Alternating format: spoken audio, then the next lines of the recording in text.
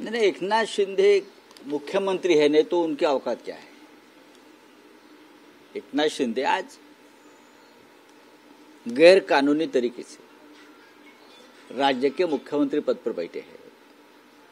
उनको बिठाया गया है क्योंकि भारतीय जनता पार्टी का जो एक पुराना सपना है, शिवसेना को तोड़ो, खत्म करो, ये भारतीय जनता पार्टी का बहुत पुराना सपना है, लेकिन वो उसमें सफल नहीं हो पा रहा है। बहुत बार कोशिश की, तो आप ईडी सीबीआई के माध्यम से हमारे कुछ लोग तोड़कर एक नई सरकार बना लिए, छोड़ दीजिए। और अब हमारे ही लोगों को आमने सामने खड़ा करके महाराष्ट्र में मराठी लोगों में फूट डालने का काम बीजेपी कर रहे, जो हर स्टेट में कर रहे, लेकिन उससे कुछ नहीं होगा। एकनाथ शिंदे कोई ताकत नहीं है। एकनाथ शिंदे के साथ जो 40 लोग गए हैं वो शिवसेना नहीं है। असली शिवसेना क्या है वो आपने कल मुंब्रा में देखा है। जब उद्धव ठाकरे मुंब्रा में गए तो लगभग पूरा मुंब्रा थाना सड़क पर उतर आया था। ये शिवसेना है। अगर आप मुख्यमंत्री नहीं होते या पुलिस का इस्तेमाल नहीं किया होता या दिवाली नहीं होती तो आज जो शिवसेना का कब्जा हमारे शाखा का कब्जा हमारे पास हो जाता। लेकिन हम दिवाली के समय पे कोई बखेड़ा नहीं करना चाहते। लोगों का त्योहार है, फिर पुलिस स्टेशन से वो आपके दबाव रहेंगे पुलिस स्टेशन के ऊपर। पुलिस आपकी गुलाम है आज, कल यही पुलिस हमारे आदेश मानेंगे तो आप क्या करोगे। मुंब्रा की शिवसेना शाखा के बारे में एक लीगल बैटल भी चलेगा।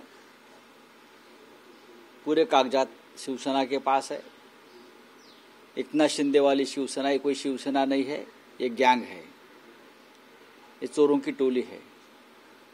और ये सर्वोच्च न्यायालय ने भी यही कहा है और जो कानूनन लड़ाई चल रही है उसमें भी यही तय होगा। बीजेपी की नजर है थाना में इस तरह से आपस में बीजेपी ऐसे कि बीजेपी की नजर हमेशा ये होती है कि दो लोग झगड़ा करें और हम जाकर वहां हमारा काम कर ले।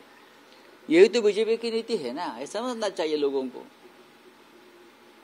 Divide and rule east India company बनने के बाद ये बीजेपी का ही काम है ना, वही विचार है बीजेपी का। बीजेपी का कहाँ राष्ट्रवाद का विचार है। बीजेपी का विचार है जात धर्म के आधार पर देश को तोड़ो, राज्य को तोड़ो, पार्टियों को तोड़ो और अपना काम कर लो।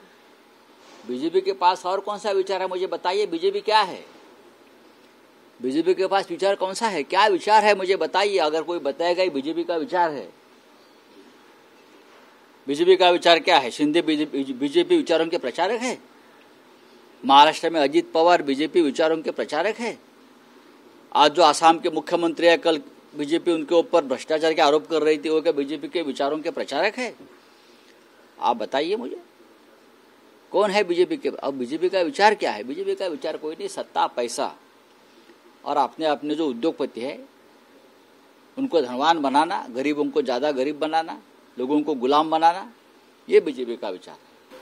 तो मुख्यमंत्री म्हणतात जंगलात उद्धव ठाकरे आले, नुसता वार होता, वाजले नाही, युटर्न मारून त्यांना निघावं लागला, तरी आम्ही फटाके वाजवले। बघा त्याच्यावरती आता खूप बोलून झालेलं आहे। मुख्यमंत्री पदावर आपण ज्या दिवशी नसाल बरं का, तेव्हा तुमचा बार कुठे उडेल त्या आधी बघा, वरून उडेल की खालून उडेल। फक्त आपलं मुख्यमंत्रीपद जाऊ द्या 31 डिसेंबर नंतर, हां, मग आपण कोणत्या बारमध्ये आहात ते कळेल। शिवसेनेचा बार 50 वर्ष उडतोय बाळासाहेब ठाकरेंपासून। भाजपने तुमचा बार उडवलाय तो बघा आधी, हां। 31 डिसेंबर नंतर बोला आपण। भारतीय जनता पक्षाच्या गुलामांनी, भारतीय जनता पक्षाच्या किंवा दिल्लीतल्या भारतीय जनता पक्षाच्या चरणदासांनी ज्यांनी महाराष्ट्राची बेआबरू केली आहे, मराठी माणसाची बेआबरू केली आहे, त्याने शिवसेनेला ज्ञान देण्याचा प्रयत्न करू नये। मुंब्र्याला आम्ही गेलो, हजारो शिवसैनिक रस्त्यावर उतरले होते। पोलिसांनी आम्हाला थांबवण्याचा प्रयत्न केला। नक्कीच संघर्ष टाळला.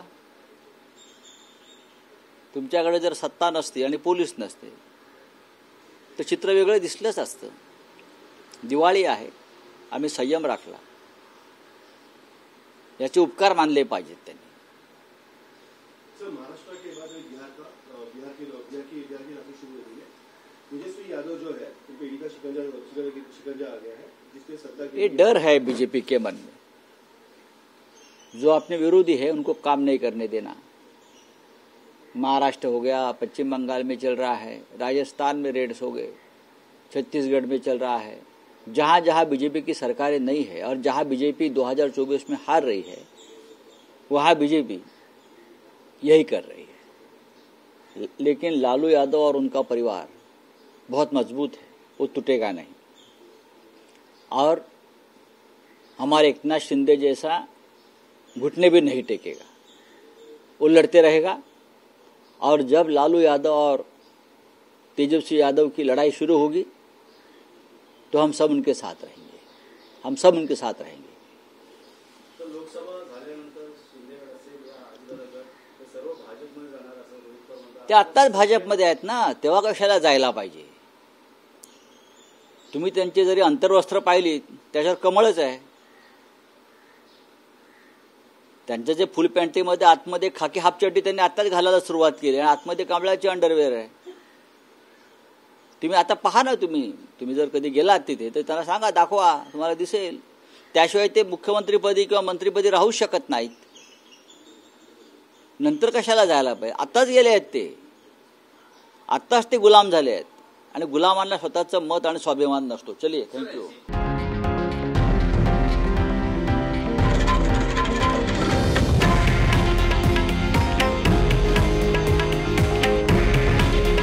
हे आहे देशातील नंबर 1 न्यूज नेटवर्क आणि आपण पाहत आहात TV9 मराठी. काळजी तुमची, हित महाराष्ट्राचं.